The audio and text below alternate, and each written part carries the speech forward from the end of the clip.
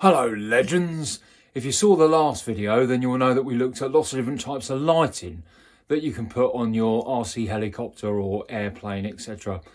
For the Project 6, which is the Bell 222, we're going to be using Unilight. The Germans are very efficient. The Unilight professional lighting system is, in my view, probably the best one that you can get, and only befitting that a beautiful aircraft like the Bell 222 has the best lighting money can buy.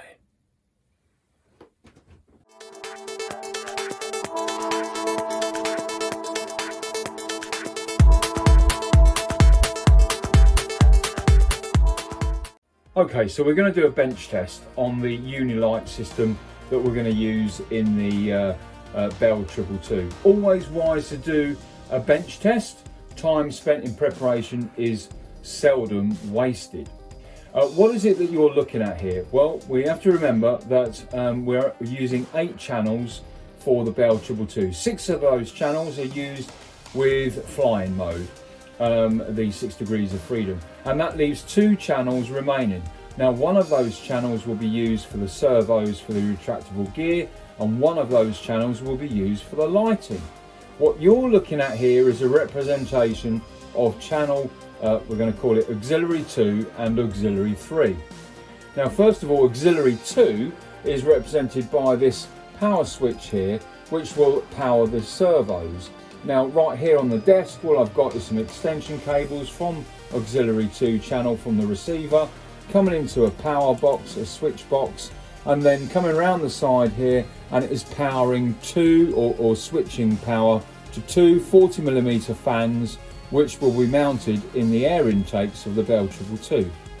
If you imagine along this route that I've just showed you here, another wire cable coming off with 3 servos, several wire cables, then you'll see that this particular channel is powering the servos and the 40mm fans. Now, that whole power system is coming from the main power from the helicopter and the batteries on the helicopter. I'm not concerned on this draw, it's very light, so not concerned at all. Why have I fitted a switch there? Why? I've been here before and I didn't fit a switch on the servo channel, and anyone who's built a fuselage or built a scale fuselage helicopter out there will know that you know, as soon as you power it up, if you haven't got the gear switch in the right position, all of a sudden it folds in on itself and you can cause some damage. So it's always wise, in my view, to fit a switch. You'll also see that coming off of the switch, I've got another cable here coming along the side via an extension to the switch box from that cheap £10 system that we covered in the lighting video. And the reason for that is because there's a little LED, 5mm LED coming off of here, and this LED is going to be mounted on the front wheel, on the front landing gear. There we go. So that's the auxiliary 2 channel.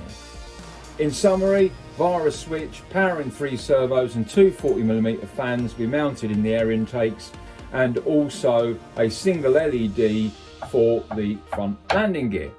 The other channel, auxiliary 3, is our main lighting channel. We can see that here via extension leads coming from the receiver. Auxiliary 3 coming all the way around the back here and feeding into the Unilight brain, the box. Here it is.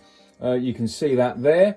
And coming off of the Unilight box, we've got the various 4 channels for the different lights. But we've also got a servo out signal here, which is coming into a sound module with 2 2-watt speaker transducer speakers. We've got a JST lead coming off to power the Unilight system via a 7.4 volt battery, and 4 channels for different lights. This first channel here comes off to this set of leads into a Y lead box, if you like, that allows these 2 lights here, which are the navigation lights, red on the left and green on the right. But this channel 1, which is what this one here is here, channel 1, is for the strobe, the inbuilt strobe, the anti-collision light, which is built into these two teardrop lights that get mounted on the side pods of the Bell 222. Channel 2 comes along here into a triple box here, a breakout box, and that powers the main navigation lights. We've got a pencil 2-watt pencil light here, which is white for the back end of the aircraft, and then we've got our green light on the right and our red light on the left.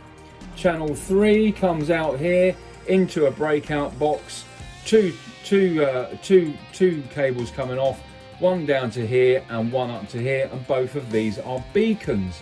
8 watts, quite powerful, get hot, and Unilight provides you with the appropriate mounting equipment for heat sinks.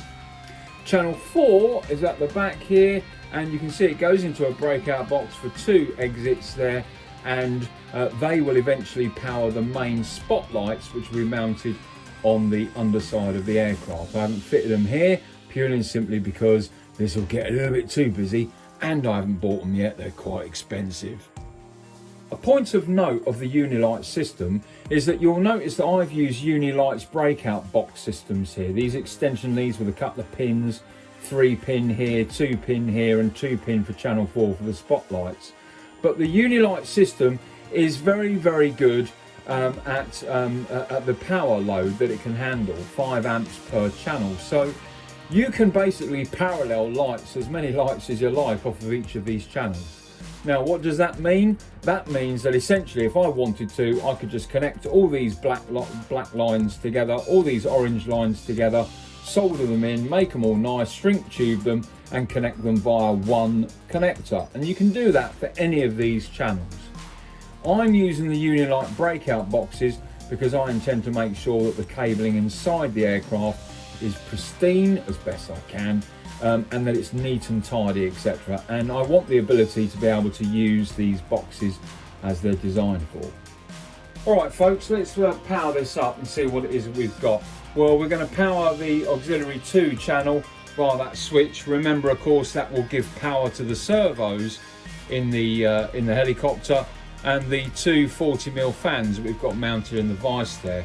It'll also power this light box here, which will power this single LED, which will be mounted on the front landing gear. So let's make sure that our throttle hold is on and that our landing gear is indeed down, so that when we turn it on, we're not going to all of a sudden the aircraft isn't going to fold in on itself. The amount of times I've had that up before now and connected a battery or connected a battery without a switch, and the aircraft just obviously folds in on itself. So you know, it's a good idea to make sure that we've got this switch. It's just a double check, that's all it is. So let's power it on. You can hear the fans going there over on the vise, and there's more than enough power coming from these fans. You can see this paper here, more than enough power to keep the airflow going inside the aircraft, particularly while it's stationary. Not so much when it's flying, but certainly while it's stationary. We can see that the light box here is being powered, so that the LED bulb, which of course is not very bright from the side, but face on, you know, it is quite a nice little spotlight. And certainly, you know, when the gear is down, when it's mounted on there, it will be fitting and is in keeping with the Bell 222 in real life. That's all that's being powered. Of course, you have to remember that the servos are also being powered now as well. Right, now let's connect a battery.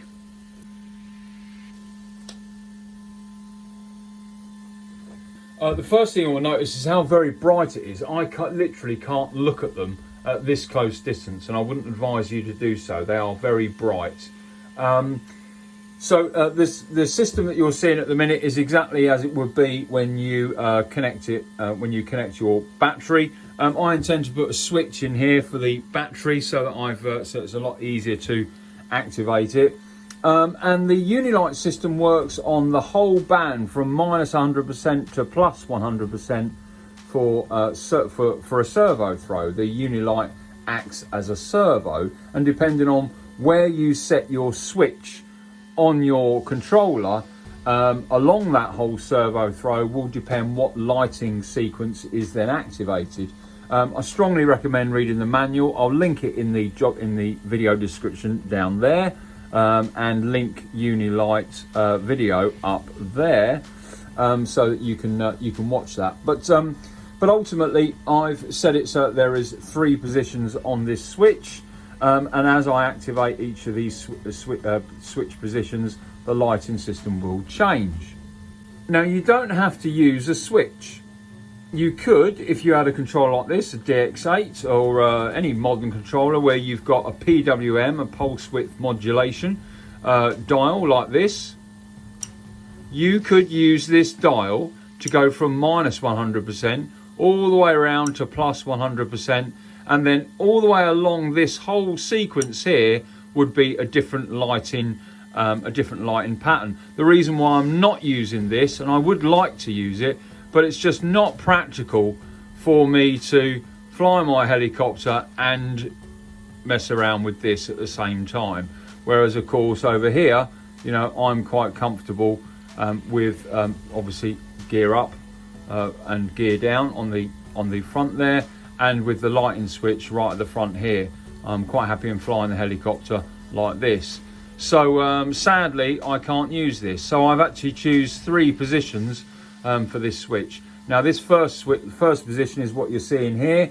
Moving to the second position, we should see the anti-collision lights, the strobes and the beacons to double flash.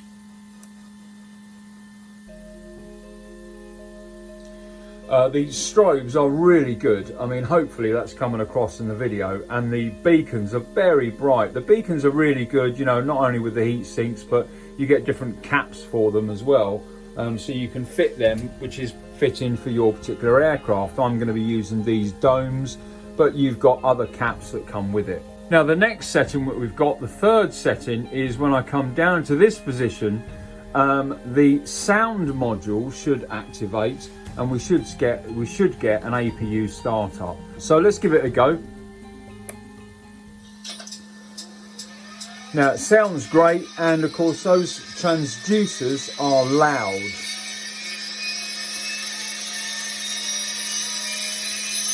Now let's just put that to the second. In fact, we'll keep it where it is. You can see as it's starting to fire up.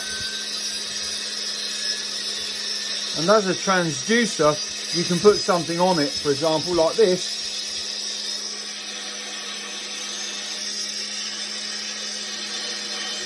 And depending on what you put on it will depend on the sound you get from it. There are lots of tricks of using cardboard tubes and all sorts, but if you mount them properly and you put them in the right place, then you should get a good sound from it. So imagine now we're on the flight line, the APU is going, and we're starting to actually lift off from the ground, we're hovering, and we put our gear up. Well, you know, you could leave that playing, but I wanted it to shut off. So I've now mixed the channels so that when I put the gear up, the sound module will automatically turn off, and the light system will still stay in the flight lighting sequence that I wanted. The double flash on the beacons, the anti-collision lights. And so I'm now flying around, and my system tells me, oh, you're coming up to about 4.5 minutes, 5 minutes. I have it set at 4.5 minutes because, you know, I like to make sure I've got plenty of power in that helicopter for battery management, all the rest of it. We've got to remember this is going to be quite heavy. I'm using spin blades, which is much better for lift and performance. But ultimately, you know, at 4.5 minutes, this is going to alarm. And I'm flying the helicopter back to me now, in it's coming, and I'm going to put the gear down. Now the great thing about mixing is that I haven't got to mess around with my light switch or anything. I can just flick the gear down and the sound module will come back on.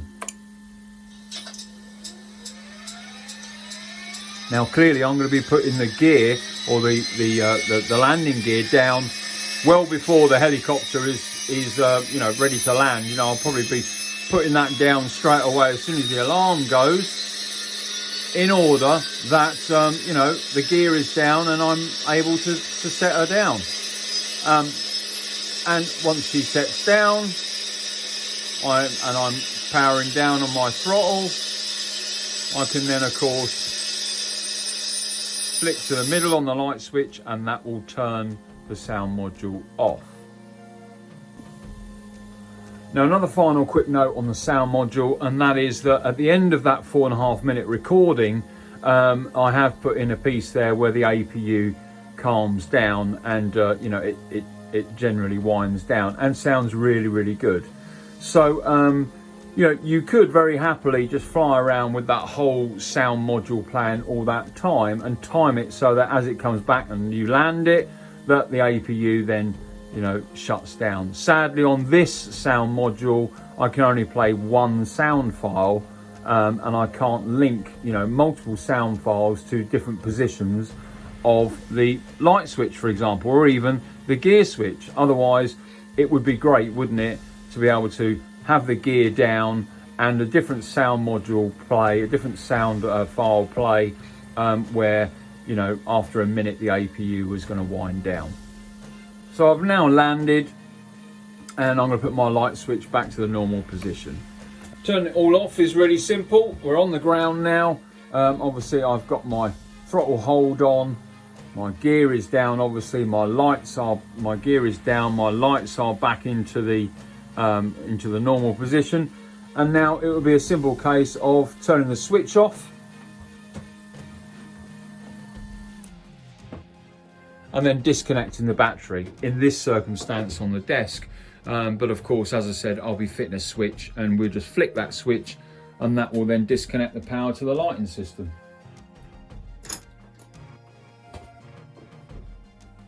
There you go, legends. I hope that was useful. Something I forgot to mention, which was when we're in that third position on the switch, the spotlights underneath the aircraft will be on. So when we do that gear up and the gear comes up, the spotlights will be turned off. And that's the beauty of mixing, of course. Likewise, when we do gear down, those spotlights will come on, and of course the landing gear will come down. So mixing is very, very useful. One of my final thoughts on the Unilight system, I love it. I think it's fantastic. You know, you won't get any better in the way in which it looks and its configuration options. Know what you want before you start configuring. 10 days I'm further down the line, and I spent a long time configuring the Unilight system and my transmitter and determining what light system and light settings I wanted and so on. So do your research first, set it up, and leave it at that. I've done so many different switches and mixing options that, well, crikey, I've gone through it all. You know, enjoy that journey, but there's no need for it. Know what you want and then set it up for that. The only downside to the Unilight system, in my view, is the cost. It's quite expensive. You know, each one of these lights here is worth a lot of money. You know, these are, you know, 55 quid each. You know, this was 28 quid. The Unilight box was 30 odd quid. By the time you add it all up, it's, you know, 200 odd pounds worth of lighting, and that's a significant amount of money. The only reason why I'm putting this sort of money into this sort of lighting is because of what it's going into.